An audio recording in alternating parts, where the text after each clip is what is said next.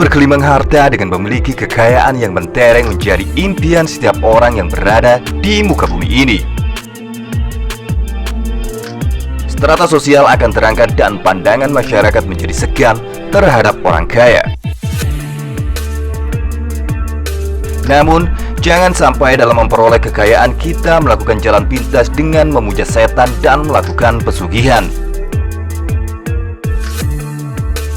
Karena hal tersebut akan menumbalkan nyawa, bahkan sampai menumbalkan pemuja pesugihan itu sendiri.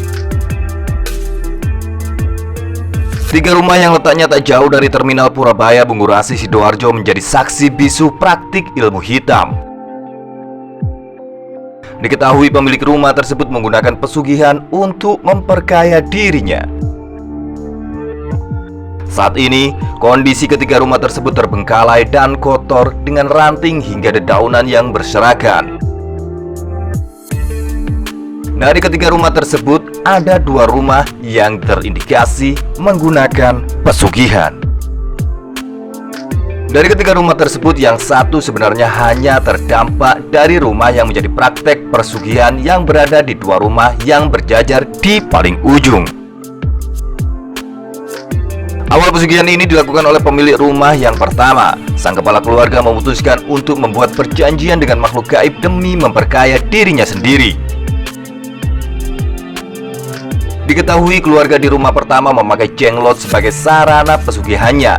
Sang ayah juga menumbalkan orang-orang yang disayanginya untuk memperoleh kekayaan yang diincarnya. Pesugihan di rumah pertama pun awalnya sempat berbuah manis. Keluarga tersebut bisa menjadi kaya raya. Kemudian hal itu diikuti oleh rumah yang kedua. Sedangkan keluarga di rumah kedua menggunakan tuyul sebagai perantara untuk memperkaya dirinya sendiri. Diketahui keluarga rumah kedua sangat iri melihat perkembangan kekayaan yang terjadi pada pemilik rumah pertama. Oleh sebab itu, ia pun kemudian memelihara bocah kecil yang suka mencuri uang atau tuyul.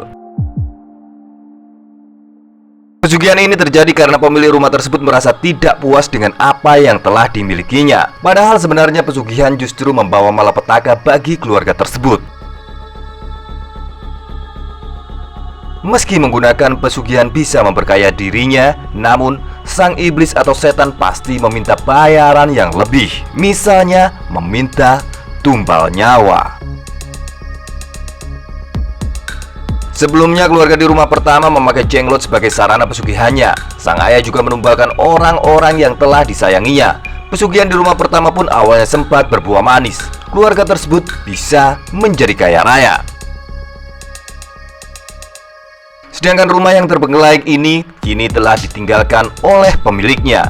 Diketahui seluruh anggota keluarganya telah habis meninggal dunia karena habis menjadi tumbal. Kenapa sampai terbengkalai? Hal itu terjadi karena pesugihan itu menumbalkan nyawa untuk kekayaan yang mereka dapatkan.